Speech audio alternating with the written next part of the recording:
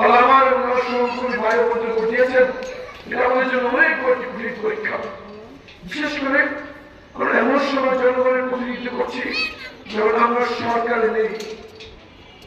বাংলাদেশের ইতিহাসে রাজধানীতে কখনো কোনো বিরোধী দলীয় সংসদ সদস্য নির্বাচিত হয় নাই।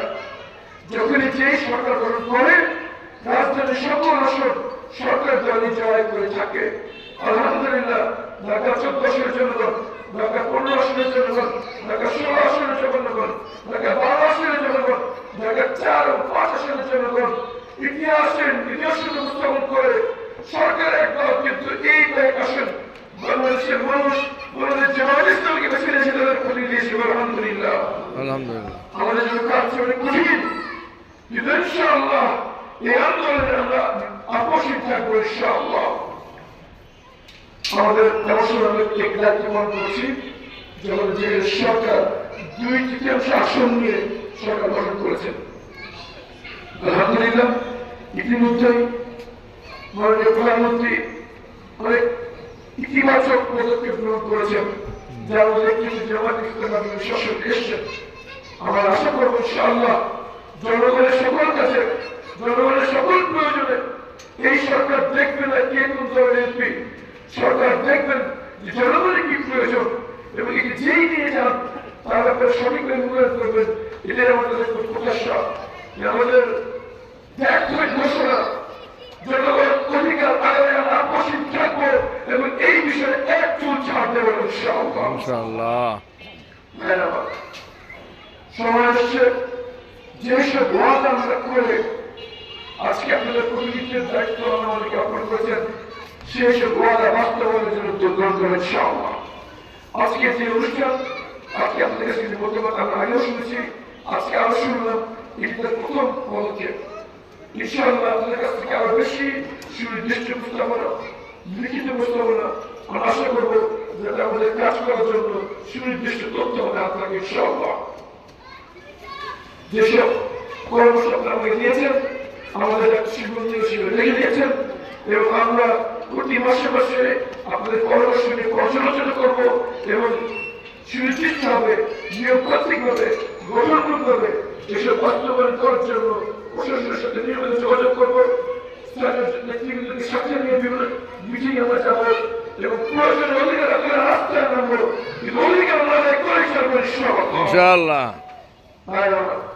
আসুন কিছু বড় বড় সামাজিক ব্যাধি নিয়ে কথা বলার সময় এসেছে।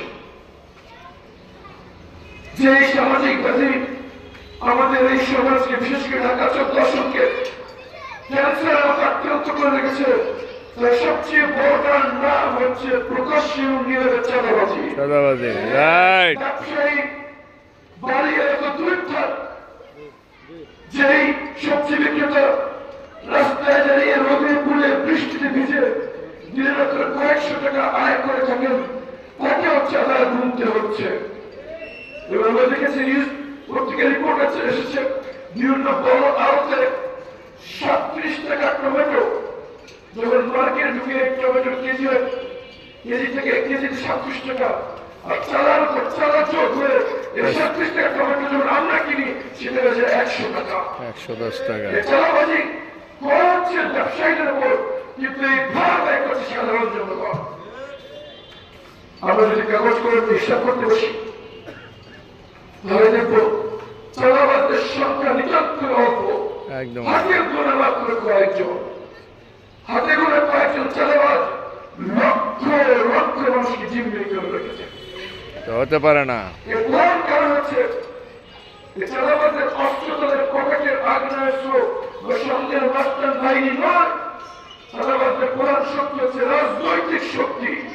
যে রাজনৈতিক ক্ষমতা ছিল তারা এই চালাবাজদের আশ্রয় প্রশ্রয় দান করেছেন এবং এই চালাবাজের লভ্যাংশ গ্রহণ করেছেন। এর জন্য এই গুটি কয়েক চালাবাজ লক্ষ লক্ষ মানুষকে জিম্মি করে রাখতে হয়েছে। আল্লাহর ভক্ত আগ্রহ করে আপনাদের সামনে হাজির রেখে রমজানের পবিত্র মাসে ঘোষণা দিয়ে যাচ্ছি, আমি এবং আমার সহকর্মীরা কেউ চাঁদা গ্রহণ করি না এবং ইনশাআল্লাহ জনগণকে সাথে নিয়ে, স্থানীয় প্রশাসন এবং আইন শৃঙ্খলা বাহিনীকে সাথে নিয়ে ঢাকা 14 আসনে চাঁদাবাজি আমরা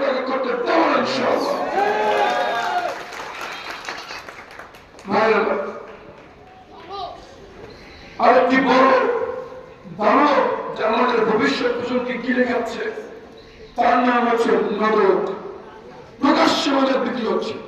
ব্র্যান্ড স্কুলের বাচ্চাও জানে কোথায় গেলে মাদক পাওয়া যায়। যদি স্কুলের বাচ্চা জানে কোথায় গেলে মাদক পাওয়া যায়, আইন শৃঙ্খলা বাহিনী জানে না, জানে তারপরে ব্যবস্থা নেওয়া হচ্ছে না। মাদ্রাসার কারণ তারা অসহায়। এখানেও রাজনৈতিক শক্তি বিদ্যমান, কিছু অসৎ রাজনৈতিক নেতৃবৃন্দ এই মাদক চক্রের সাথে অসাধু চক্রের মাধ্যমে তাদেরকে আশ্রয় প্রশ্রয় দান করেন এবং বিনিময়ে তারা লভ্যাংশ গ্রহণ করে সম্পদের পাহাড় করে থাকেন।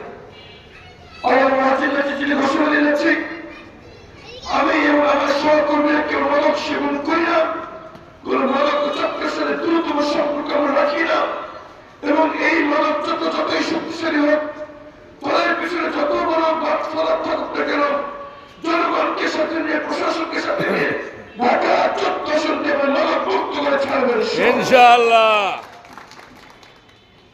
আরেকটি কুপ্রথার নাম হচ্ছে মিথ্যা মামলা।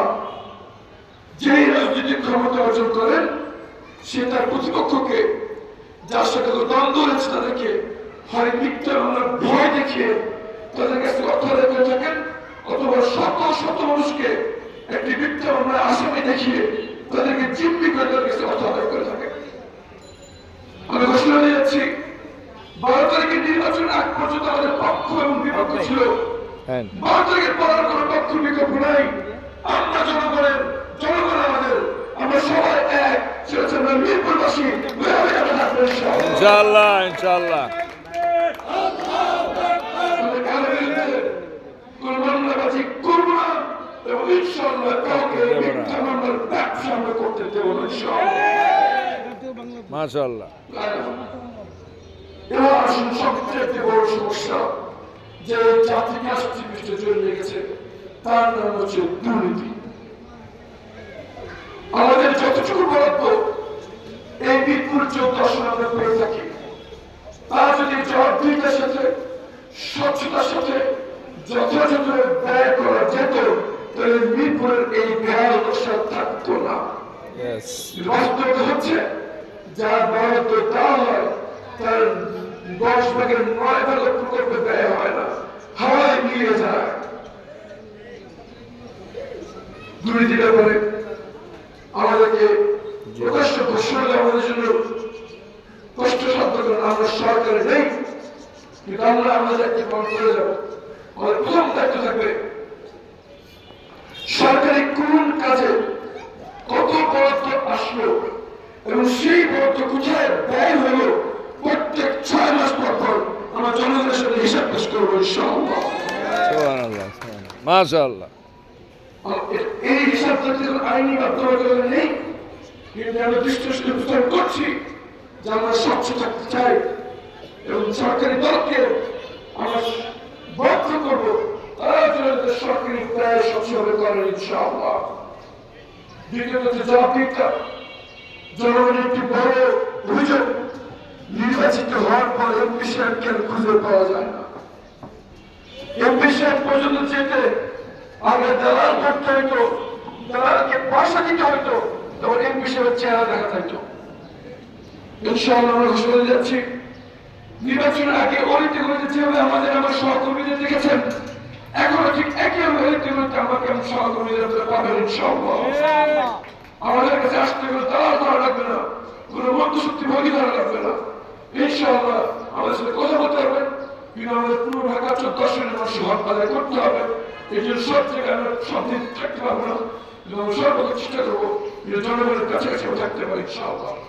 অন্তত প্রত্যেক 6 মাসে একবার আমরা একটি গণশুনানির আয়োজন করবো, সেটা জনসাধারণের জন্য উন্মুক্ত থাকবে। জনগণ এসে নির্বাচনের প্রতিনিধিদের কষ্ট করতে পারবেন এবং নির্বাচনের প্রতিনিধি এই উত্তর দিতে বাধ্য থাকবেন ইনশাআল্লাহ। যে নতুন বাংলাদেশের স্বপ্ন আমরা দেখি, এই নতুন বাংলাদেশগুলো এক ব্যক্তি বা এক দলের দ্বারা কোনদিন অর্জন করা সম্ভব হবে না। যদি নতুন বাংলাদেশ আমরা অর্জন করতে চাই, আমি ছবি উঠে দিতেছি, আপনি যান কাছে যান।